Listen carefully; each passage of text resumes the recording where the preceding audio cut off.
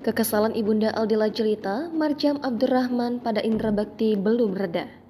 Belum lama ini, Marjam Abdurrahman kembali meluapkan amarahnya tentang Indra Bekti. Marjam Abdurrahman mengaku menyesal pernah nikahkan Aldila Jelita dengan Indra Bekti di tahun 2010 lalu. Jika sampai Aldila Jelita dan Indra Bekti benar-benar rujuk, Marjam yakin penyesalan tersebut akan kembali terulang. Jika sejak awal mengetahui sifat Bekti yang sesungguhnya, Marjam tak akan merestui pernikahan Dila 13 tahun silam.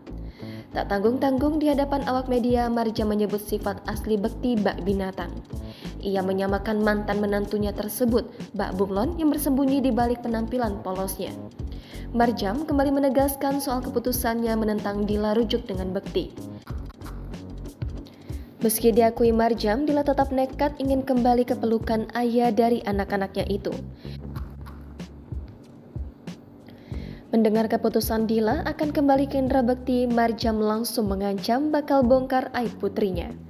Padahal Marjam merasa dirinya sudah memberikan peringatan keras, namun Dila tetap tak bergeming. Di sisi lain, Marjam paham jika dirinya mengumbar aib rumah tangga sang putri, namanya akan ikut tercoreng. Publik akan menuding Marjam sebagai ibu yang keji karena tega menyerahkan putri kandungnya kepada seseorang yang berkelakuan bak binatang.